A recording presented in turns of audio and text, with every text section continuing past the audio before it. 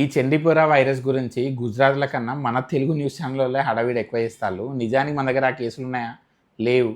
ఇప్పటివరకు ఎట్లాంటి documented cases ఎక్కడ దొరకలే మన తెలుగు రాష్ట్రాలలో. సో జర ఆగం కాకండి. ఇవేం కరోనా వైరస్ లెక్క దేశాలు స్ప్రెడ్ అయ్యేంత సినిమా ఉండదు వీటికి. చిన్న చిన్న అవుట్ బ్రేక్స్ కొన్ని జాగ్రఫికల్ రీజియన్స్ వరకే లిమిటెడ్గా ఉంటాయి. ఇప్పుడు ఈ ముచ్చట చెప్పినందుకు మీరు ఆబ్వియస్లీ ఎందుకు స్ప్రెడ్ అవ్వదు అనే క్వశ్చన్ అడుగుతారు. ఆయన దానికి answer it's a vector burn disease. అంటే కేవలం శాండ్ ఫ్లైస్, దోమలు లాంటి పురుగుల ద్వారా స్ప్రెడ్ అవుతుంది. అంతేగాని మనుషుల నుండి మనుషులకు స్ప్రెడ్ కాదన్నట్టు. సో ఈ వైరస్ పాజిటివ్ వచ్చిన వాళ్ళు తుమ్మినా, దగ్గినా, ముట్టుకున్న పక్కన వాళ్ళకైతే స్ప్రెడ్ చేయలేరు. మళ్ళీ ఆ ఇన్ఫెక్టెడ్ దోమనో శాండ్ ఫ్లైయో కుడితేనే వస్తుంది.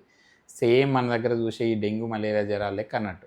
అందుకే ఇప్పటికిప్పుడు ఆ వైరస్ గుజరాత్ నుండి ఉరుక్కుంటే మన తెలుగు రాష్ట్రాలకు ఏమి వచ్చి స్ప్రెడ్ అవ్వదు. So just chill.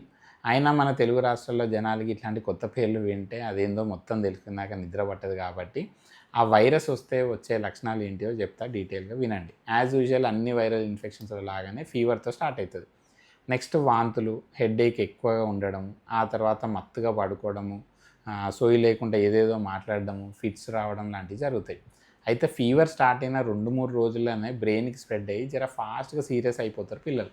సో ఫీవర్తో పాటు హెడేక్, వాంతులు కనుక ఉంటే వెంటనే మీ పీడియాట్రిషియన్ చూపించండి. ఈ వైరల్ ఫీవరే కాదు, ఇంకే వైరల్ ఫీవర్లో కూడా ఇవే వార్నింగ్ సిమ్టమ్స్ ఉంటాయి. హెడేక్, వాంతులు రావడం అనేది డేంజర్ సైన్స్. దీనికి స్పెషల్ ట్రీట్మెంట్ అంటూ అయితే ఏం లేదు, ఓన్లీ సింప్టమెటిక్ ట్రీట్మెంట్ అంతే. వ్యాక్సిన్ కూడా ఏం లేదు. మనకున్న ఏకైక వెపన్ ప్రివెన్షన్ మాత్రమే. ఆ శాండ్ ఫ్లైస్, దోమలు లేకుండా కాపాడుకోవడమే.